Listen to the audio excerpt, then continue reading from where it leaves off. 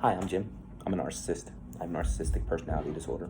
Making these videos for anybody that's looking to gain any information into this disorder. I feel like I do have a unique perspective. Only 1.2% of the population is diagnosed with narcissistic personality disorder. And of course, there are multiple types. So, not being a licensed professional therapist, counselor, psychologist, psychiatrist, I'm just an auditor. I try to avoid things that might seem a little bit too clinical. So I don't actually talk about the different types of the disorder, right? Giving names and things like that. I can tell you the type that I have, and all narcissistic personality disorder does root from insecurities, right? And trauma. Mine comes from extreme survivor's guilt. And of course, if you think of the person that just thinks they're awesome and amazing, and as a narcissist, and then you think of the one, that's deep-rooted in extreme insecurity, I'm the latter, right? So that's the type of narcissistic personality disorder that I have, all right? So I think that's a unique perspective. And if anybody thinks they may have this disorder or has been diagnosed and they're looking to gain some more information, maybe I have some information I can pass on. And maybe you think you know somebody that might have this disorder and you're looking to do a little bit more research into it, and kind of get a feel for possible similarities. Maybe you're a victim. If you are, I'm so sorry. I really am. This disorder creates a lot of victims. I've done a lot of damage. I've hurt a lot of people, and I'm sorry. Not just the people I've hurt, but if you've been hurt by a narcissist and never got the apology you deserve, I'm sorry on behalf of them. Maybe you're pursuing a degree in the field, and information I have to offer could be helpful. Who knows? But I'm gonna hit on a topic today that excites me. Right? So I'm really high energy. I'm very excitable, man. I try not to unlike manic depressives, people with bipolar, things like that. I don't really have the dips and the valleys the way that most do. I usually live most of my life up. You know what I mean? Right? Very few situations of extreme depression in my past. And this is good. This is exciting. This is let's get it. So, had a session with my therapist yesterday, and give you a little bit of back, right? I am making the conscious effort not to date, right? The reason being is I don't want to hurt anybody. Now, I'm not planning to do that for the rest of my life, but I just don't think it's a safe situation for me to jeopardize somebody else's emotional well-being until I feel like I have a good grasp on some of the other stuff with this disorder. Once I feel like I've gotten a good grasp on that, I'm going to be open to dating.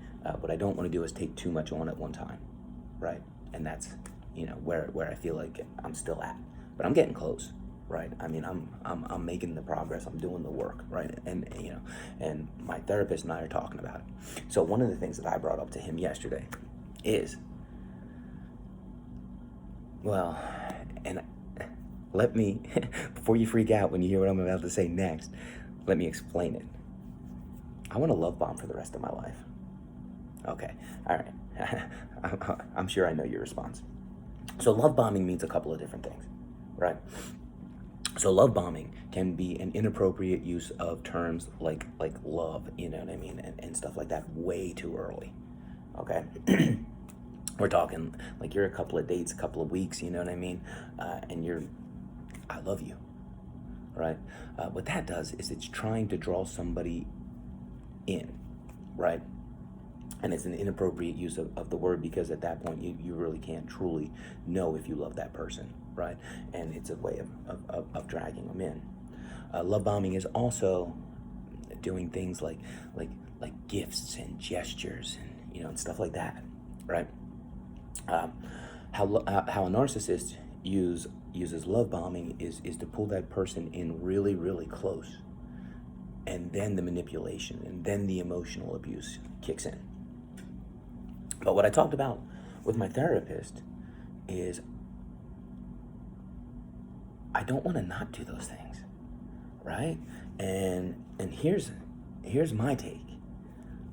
I want to love bomb for the rest of my life. I want to find that right person, and I want to make them feel special till the day I die.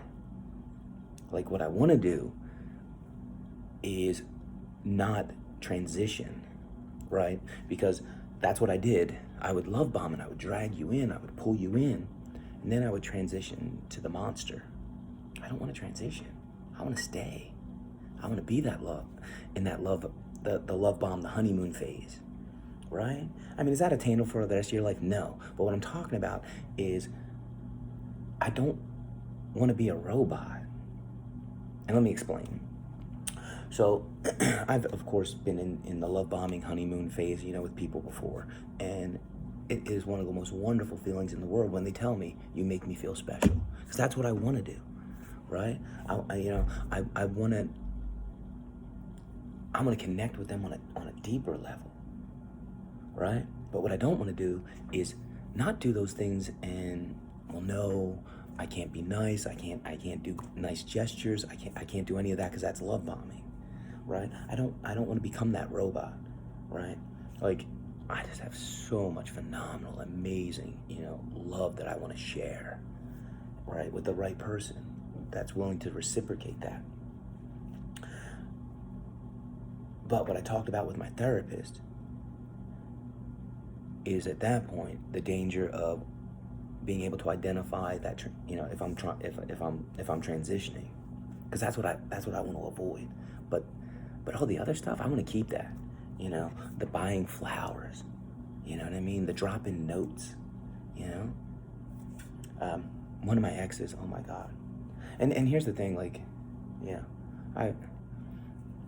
I would send her songs that I felt like the lyrics kind of displayed how I felt in that moment. That was awesome. I love that. That's the kind of stuff I'm talking about. Like, but I don't want to do that till I drag that person in and then transition into a monster. I want to do that forever, right? And that's what I talked about with my therapist. Is I truly believe I'm that person, right? If I can keep this disorder, the narcissistic personality disorder demon, off my shoulder, right, and in control, like, I can experience the greatest, most phenomenal, expression of love with someone that I ever have, and not just for periods of time, forever. Like, that's my goal. Like, that's my plan. So that's going to be a lot of work. That's going to be a lot of looking over my shoulder, making sure that demon and that monster isn't trying to get out. Well, let me take that back. It's going to try to get out, but that I'm not letting it out. That I control it, and I choose a future that's better than the past. So that honeymoon and that love bombing phase, it doesn't end. Now, do I want to try to manipulate someone into coming to my level too fast? No, and that's part of love bombing as well. So that's why I was like, man, you're gonna hear what I have to say, and you're gonna get mad at me. No. There's really, really negative aspects of love bombing. It's trying to pull somebody in way too early, right? It's trying to escalate things, faster than the natural progression. That's not what I'm talking about, right? I'm talking about, I want to be able to express true, sincere emotion and caring at an appropriate time, at an appropriate level. And what I don't want to do is not share that because I'm afraid it might be love bombing, right? So my counselor and I, we talked about that and what it's going to look like, and we talked about some of the characteristics that I've seen, like, in my past, with previous relationships, and what I viewed as love bombing, right? And we talked about that if you take away the stigma of me eventually having transitioned into a monster that emotionally abused them, the most of the things I was doing, they were phenomenal. They were amazing, you know, minus the, you know, using the L word way too early. You know what I mean? Definitely. But otherwise, you know, things like I told you about, the sending the songs, you know, buying flowers, you know, an ex and I was living with my son for hockey, and you know, she was not living alone either. So in the beginning of a relationship, you know, we would get hotels, and every time I went to the hotel, I brought flowers. That's, you know, that's the kind of stuff I'm talking about. You know, I want to do that, and I want to continue to do that. That's something I want to not stop and transition into a monster, right? But those kind of things, you know, that's the kind of stuff I want to do, right? Forever, with another person, and just openly express that emotion. You know, is it going to be scary? Oh God, yeah. You know, I'm scared. And here's the thing, whether you like it or not, fear is good. So I will share a story. In college, I did an adventure camp as a counselor, and it was awesome. You know, we would take the kids backpacking, rock climbing, rappelling, you know, caving, just really adventurous, wild stuff. And one of the older groups we had, these were late teens, right? And we would all the groups we took were troubled youths, you know, with psychological or emotional challenges. And it was an older group, and we're taking them rappelling, and I loved it because, man, they were all just like big macho egos, right? And it's so funny because, you know, right off the bat, you know, before I would take them rappelling, right, I'd say, hey, you know, I need a show of hands, who's afraid? Of course, I would raise my hand. Nobody would raise their hand, ever. You got lucky if you had like one or two. And I was like, okay, so really important. Nobody's allowed to do this event unless they're scared, unless they have fear. And then I would go on to explain, right, we can scientifically prove that when the human mind, you know, and body engage in fear, right, it makes us more aware. It heightens our senses, right? It literally makes us better human beings, prepared to tackle something that's potentially dangerous and challenging. Yes, please, right? So you take someone that's afraid, that now has an advantage over someone that's not. The person that's not is more of a potential threat to get hurt, right? Right? So that's why fear is good, right? It kicks our butts into action, gets us ready, gets it, you know what I mean? Heightens our senses. That's a good thing, okay? And that's going to be me. That's going to be me with a relationship, right?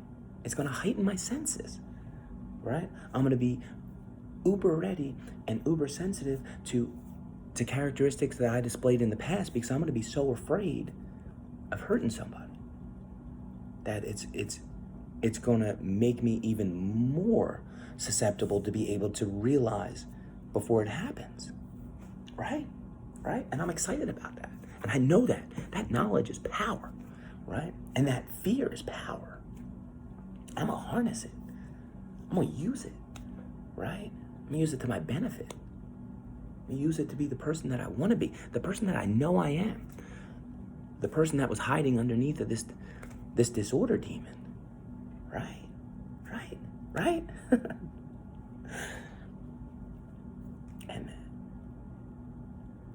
And yeah, that's gonna be exciting.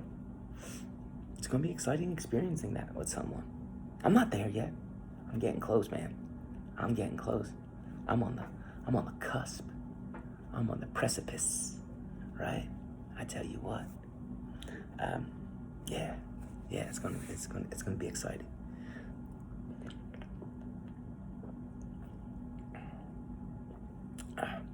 And of course, I'm gonna work with my therapist as well. You know, I'm gonna use my journaling.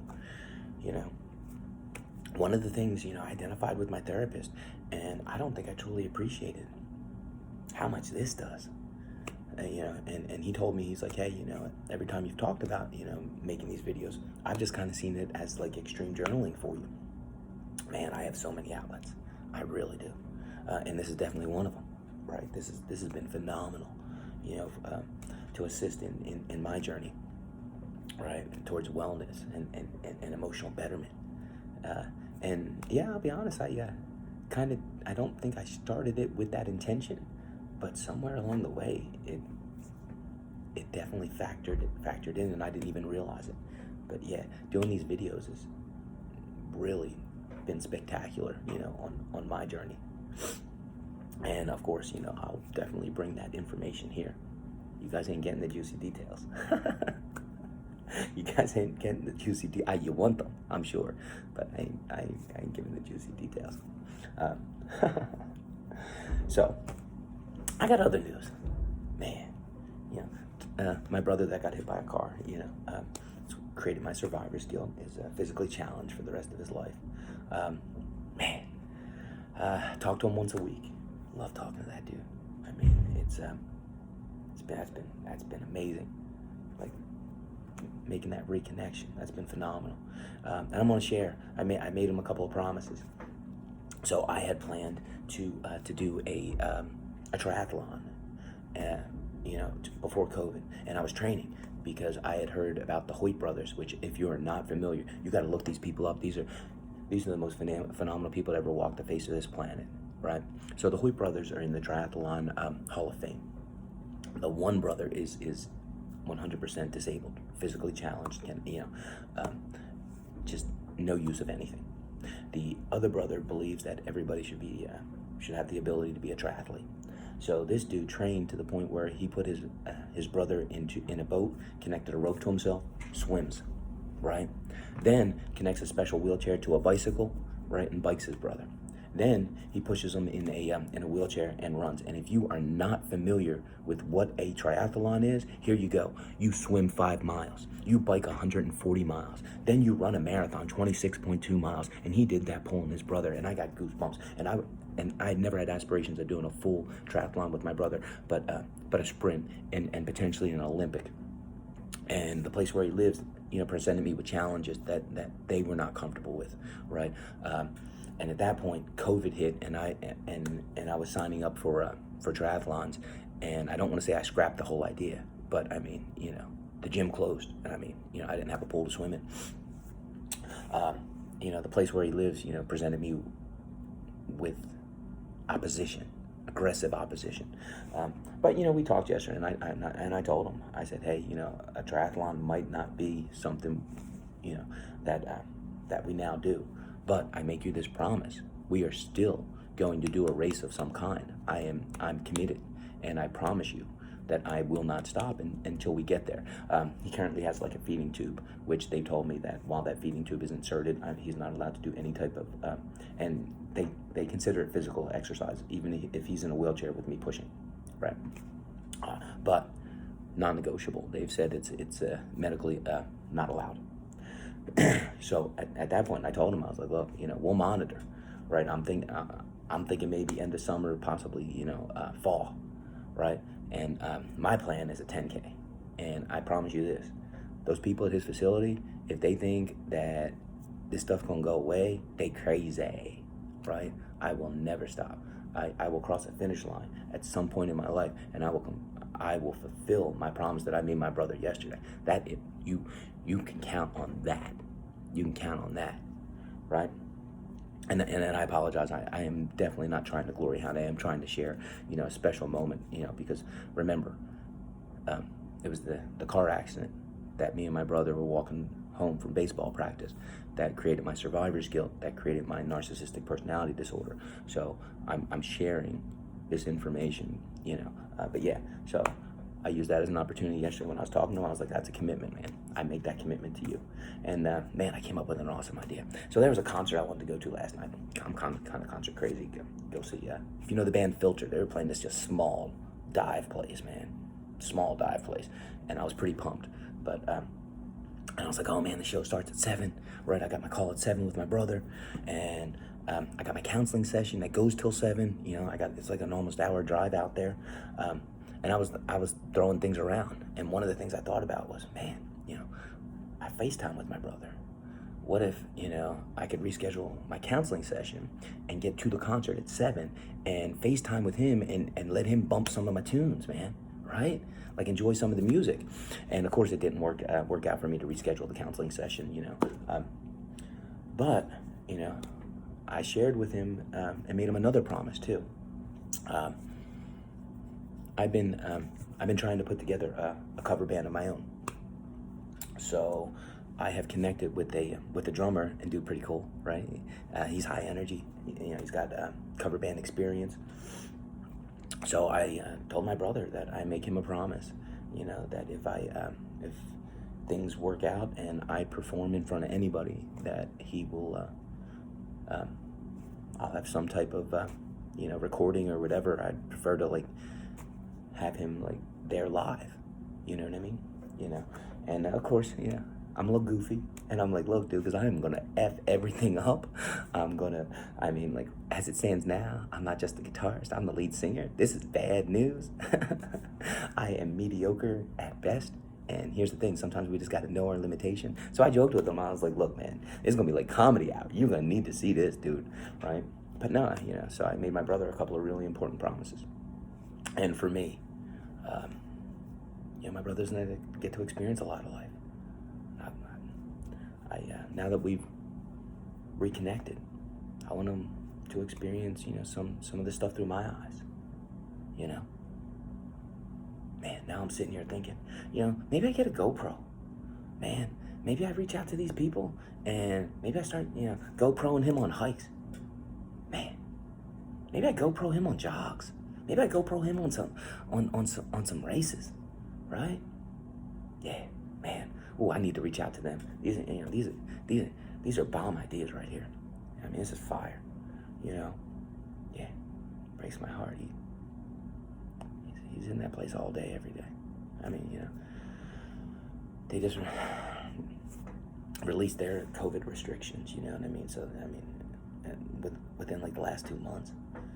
So that meant, there was no going out, there was no movies, no nothing, things that they, no going to zoos, aquariums. That was stuff they did before, but but when they had COVID protocol, all of that shut down, even still, it's, yeah, I think I want to give my brother some firsthand through my eyes, maybe, I don't know, I'm going to return, but hey, sometimes just spitballing stuff like this, right? I'm gonna reach out to them, get their opinion, see what they think, maybe get some ideas,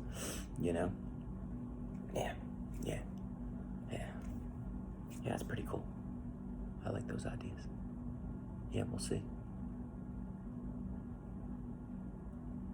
Yeah, maybe take them to, like I said, a couple of when I go catch cover bands and stuff like that. Take that dude out to Marietta Diner, middle of the night, with all the drunk fools. Just so you know, I don't drink, right? Just a personal choice. Long story short, I was diagnosed diabetic that I was able to cure myself. And alcohol is one of the things I gave up because it processes as in the sugar in the blood system. So I gave it up. But yeah, it's it's hilarious. You go, oh, see, I shouldn't have told you where I am. You guys come after me, especially after that love bombing comment, man. Somebody gonna beat me up. But yeah, there's a diner. It's 24 hours, and man, you hit that thing at 2 o'clock in the morning after these after one of the cover band shows and stuff. Man, it's just a bunch of drunk fools. It's hilarious. It's funny. Yeah, these are all experiences he never got to have. And maybe I can. Give them some of these experiences, you know what I mean? Yeah, I'm gonna reach out to them, see what they think. Yeah. Oh man, GoPro him on the motorcycle, right?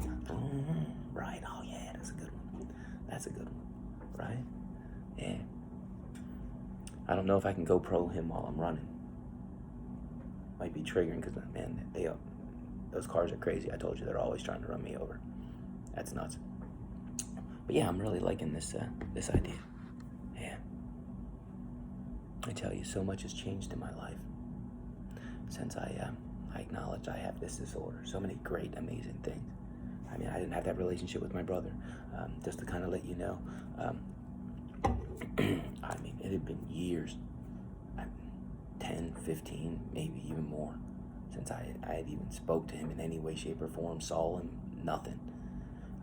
And it's all that guilt. I couldn't look him in the eye, right? All that survivor's guilt built up, right? I lied to myself, mentally gave myself other reasons, but no, that was all. It was all guilt. Like I couldn't face them. But I've been able to work on that trauma. I've been able to work on that survivor's guilt. Now my brother and I have a relationship. I love that dude. That dude cool, right? I mean, I didn't have that before. I mean, that's just wild, right? Man. Crazy how much my life has changed, since I acknowledged I have this disorder.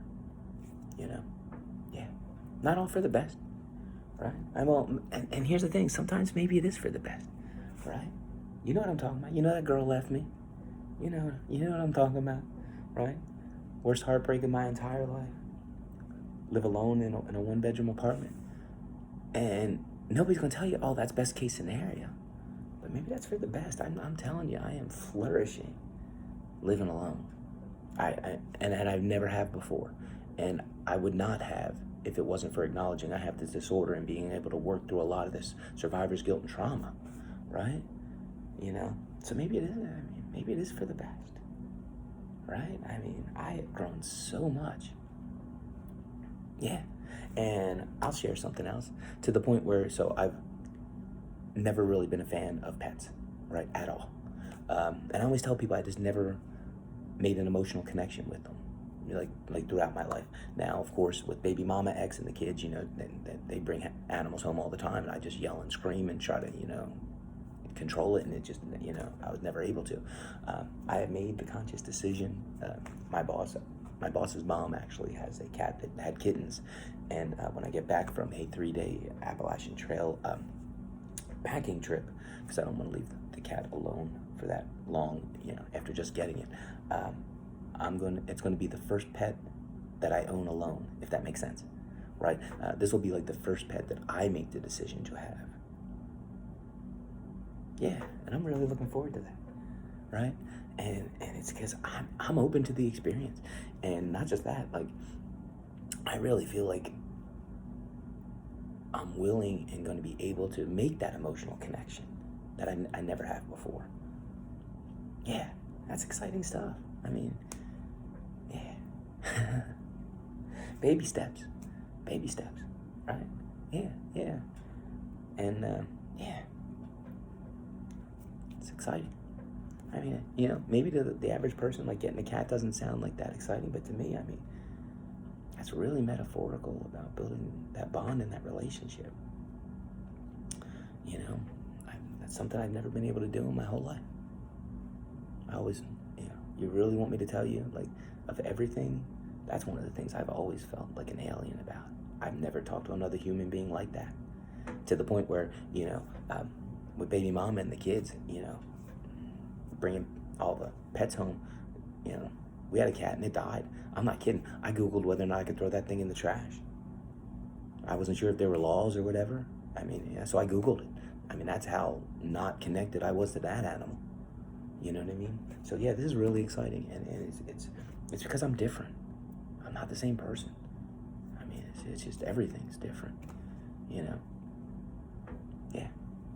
Exciting stuff. And if you think how excited I am about the cat, man, imagine how excited I'm going to be when I open myself up to another human being for the first time, like I never have before. And I love bomb forever, right? There's no transitioning to manipulation and emotional abuse. Everything. I mean, yeah, right? Yeah. This was an exciting video today. I gotta tell you, I'm happy. I'm in a good place. I'm excited. I'm full of just energy, positivity, love. Man, And hey, here's the thing.